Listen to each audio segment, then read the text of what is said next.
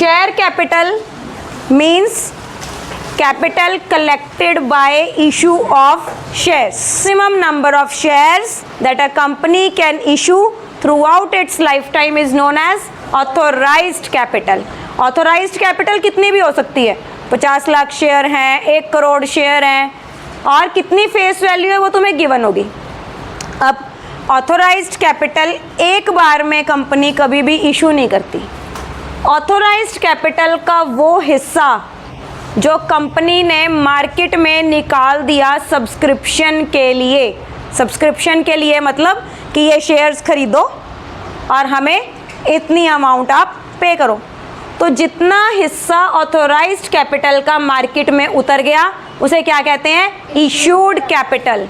What it is known as issued capital. अब ज़रूरी नहीं है लोग सारे के सारे शेयर खरीद लें, तो जितने शेयर लोगों ने मार्केट से खरीद लिए उसे हम कहते हैं सब्सक्राइब्ड कैपिटल। अब थोड़ा सा यहाँ से इंटरेस्टिंग करते हैं टॉपिक को। क्या कहता है ये, subscribed capital. Subscribed means the shares taken up by the public. Late us suppose 50,000 shares of 10 each were subscribed by the public। ठीक है, अब ये जो 10 रुपये थे ये कंपनी ने एक बार में ना मंगवा के 4 इंस्टॉलमेंट्स में बांट दिए। कितने में बांट दिए, 4 इंस्टॉलमेंट्स में। First instalment means being 2 rupees to be paid on application, 3 rupees to be paid on allotment, 3 rupees to be paid on first call, and कितने बचे, 2 rupees, 2 to be paid on second and final call। ठीक है, अब ये calls क्या हैं? Calls का मतलब ये होता है कि अगर कंपनी एक बार में पैसा नहीं मंगवाती है, 10 के 10 रुपये एक बार में नहीं मंगवाती है, इंस्टॉलमेंट्स में पैसा मंगवाती है, तो सबसे पहले आपको क्या देनी होती है, एप्लीकेशन मनी। कितनी देनी होती है, जितने आपने शेयर्स खरीदे हैं मल्टीप्लाई बाय एप्लीकेशन मनी पर शेयर। अगर मैंने 10 शेयर हैं तो 10 इंटू 2 कितने रुपए पे करूंगी, 20 rupees to be paid to the company on application.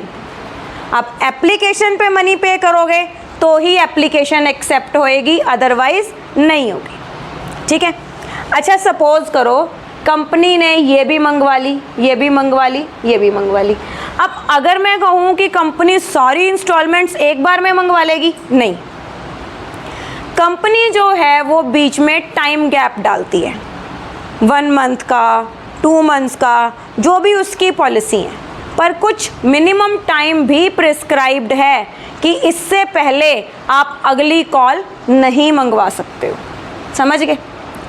अच्छा, अब तुम्हें कंपनी जो है वो तुम्हें 14 डेज़ का नोटिस देगी किसी भी मनी को पे करने के लिए। 14 डेज़ के नोटिस के बिना कंपनी तुम पे कोई भी एक्शन नहीं ले सकती है। 14 दिन का नोटिस देगी कि ये इंस्टॉलमेंट तुम्हारी पे करने वाली है, इसको तुम पे करो।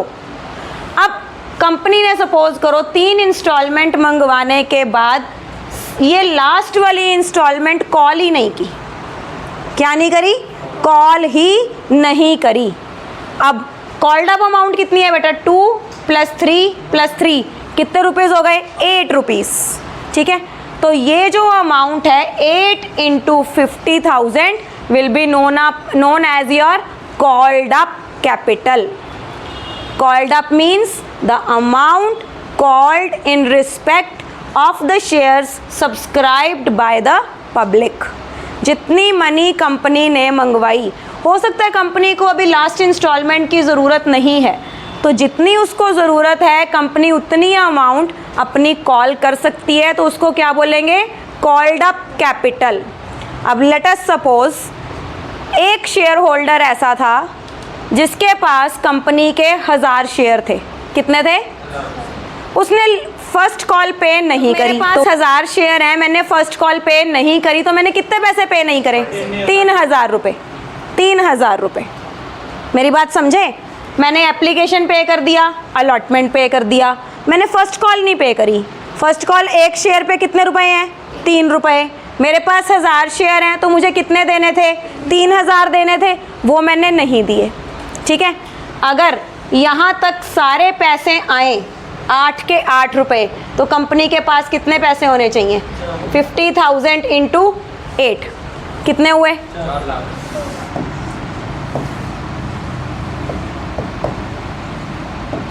ठीक है, कंपनी के पास इतने पैसे होने चाहिए, पर मैंने 3000 रुपये नहीं दिए, नहीं दिए ना, तो कंपनी के पास कितने पैसे आए? कॉल्ड अप कैपिटल क्या थी? 4 lakh rupees. Paid up capital क्या है? 3,97,000 rupees. Did you get the point? Called up capital means the amount called up by the company. Paid up capital means the amount received by the company. समझ गए? अच्छा, अब ये जो money नहीं आई, इसको कहते हैं कॉल्स इन एरियर्स। क्या कहते हैं? Calls in arrears.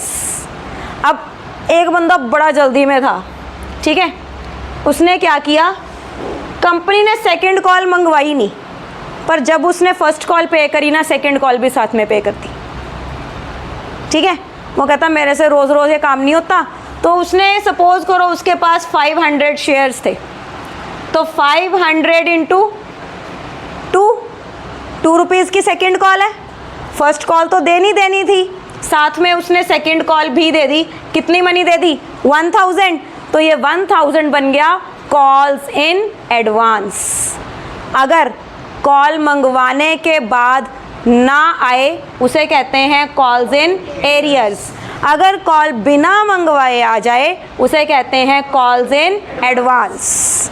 अब कंपनी का जो रूल है, कॉल्स इन एरियर्स पे कंपनी चार्ज करती है 10% पर एनम के हिसाब से इंटरेस्ट, और कॉल्स इन एडवांस पे कंपनी पे करती है 12% पर एनम से इंटरेस्ट। एडवांस पे ज़्यादा, एरियर्स पे कम। ठीक है, अब इनकी हमें एंट्रीज कैसे करनी है? तुम्हारी very first entry, let us suppose we are issuing 10,000 shares of ₹10 each, payable 2332, payable 2 on application, 3 on allotment, 3 on first call, 2 on first and final call, second and final call.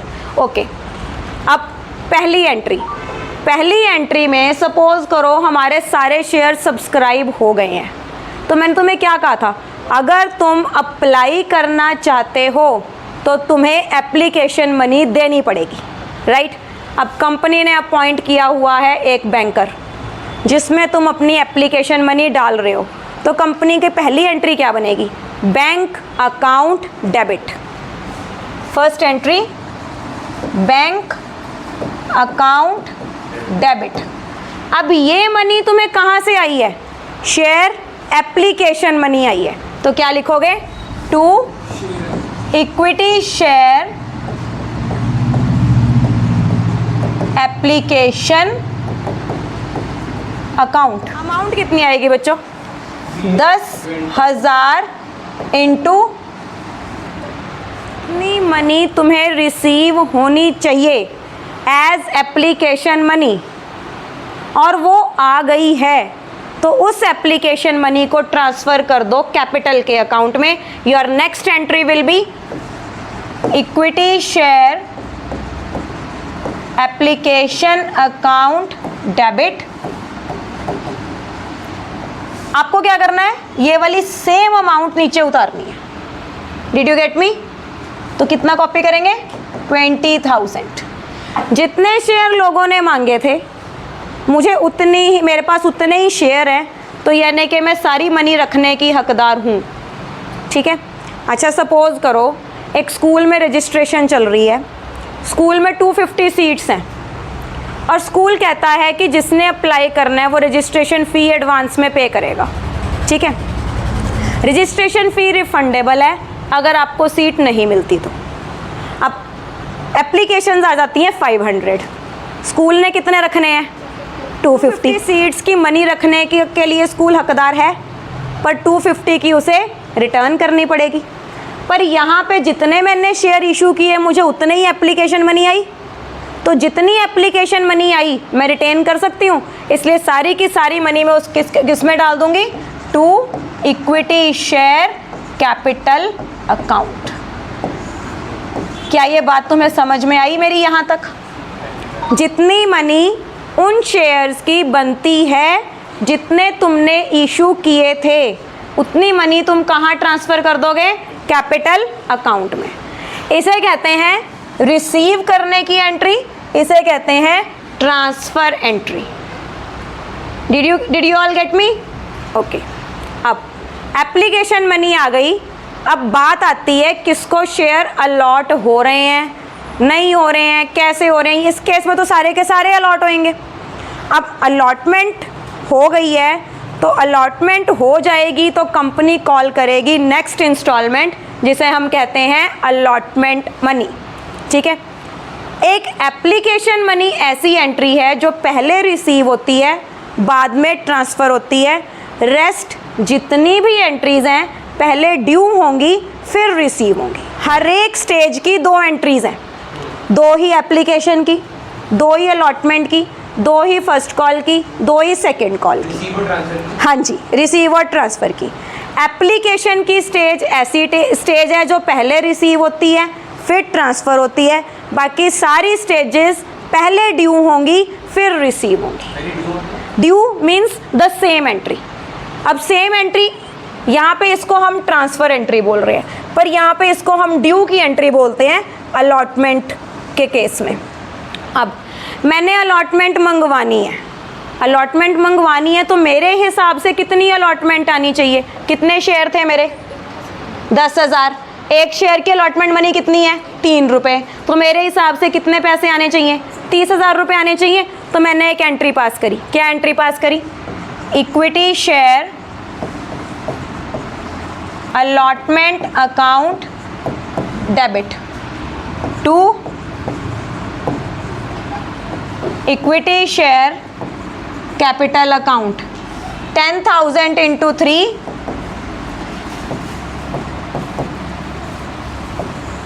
30,000। ये due की entry का मतलब क्या हुआ कि मेरे हिसाब से इतनी अलॉटमेंट मनी ड्यू है और मैंने सभी अपने शेयर होल्डर्स जिन्होंने एप्लीकेशन दी थी उनको एक नोटिस सर्व कर दिया कि आपको अलॉटमेंट हो चुकी है और आपको अब ये अपनी अलॉटमेंट की इंस्टॉलमेंट पे करनी है, और मैं उन्हें 14 डेज़ का नोटिस दे दूंगी। अमाउंट पे करने के लिए एम्पल टाइम है उनके पास। उन्हें कोई जाके चल के नहीं आना कंपनी के ऑफिस में। क्या करना है? उस बैंक की ब्रांच में पैसे डाल देने हैं जिस बैंक का हमने उन्हें बताया है, ठीक है। अब ऑनलाइन कर रहे हैं मनी ट्रांसफ़र, जाके डिपॉजिट कर रहे हैं, दैट्स नॉट अ मैटर। आपको सिर्फ क्या करना है? मनी ट्रांसफ़र करनी है, ठीक है। अब जब कंपनी को ये ड्यू अमाउंट मिल जाएगी उस दिन कंपनी क्या एंट्री करेगी? Bank account debit to equity share allotment account. अब यहाँ पे एक सीन है, मैंने कहा था कि कोई बंदा डिफ़ॉल्टर बन जाए, पेमेंट ना करे। अब एक बात बताओ, ज़रूरी तो नहीं है सभी ने एक जैसे शेयर खरीदे हैं। किसी ने 10 खरीदे हैं, किसी ने 100 खरीदे हैं, किसी ने 300 खरीदे हैं, किसी ने 400 खरीदे हैं, किसी ने 500 खरीदे हैं, किसी ने 1000 खरीदे हैं। अगर तो सारी की सारी मनी आ जाए तो क्या लिखा होगा? All the amount was called and duly received. मतलब जितने मंगवाए थे सारे आ गए। तो अगर सारे आ गए तो फुल अमाउंट से एंट्री कर दो, ठीक है। अगर सारे आ गए तो फुल अमाउंट से एंट्री कर दो। अब सपोज करो पैसे नहीं आए तो जितने नहीं आए वो क्या कर देंगे? माइनस कर देंगे। सपोज करो एक शेयर होल्डर जिसके पास 500 शेयर थे उसने अलॉटमेंट मनी नहीं दी, तो उतनी अमाउंट कम हो जाएगी जितनी नहीं दी। कॉल ड्यू करो, एंट्री बताओ।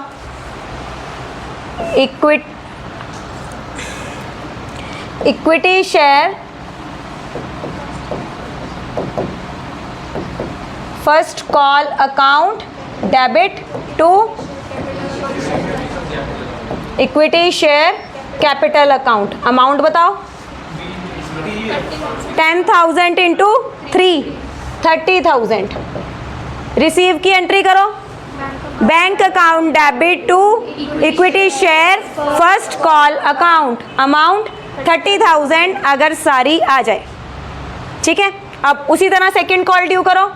इक्विटी शेयर फर्स्ट कॉल या सेकंड कॉल या final call account debit to equity share capital account, amount 20,000 और रिसीव करने की entry bank account debit to equity share final call या सेकंड कॉल अकाउंट। समझे? अभी हम इन 8 एंट्रीज पे चलेंगे।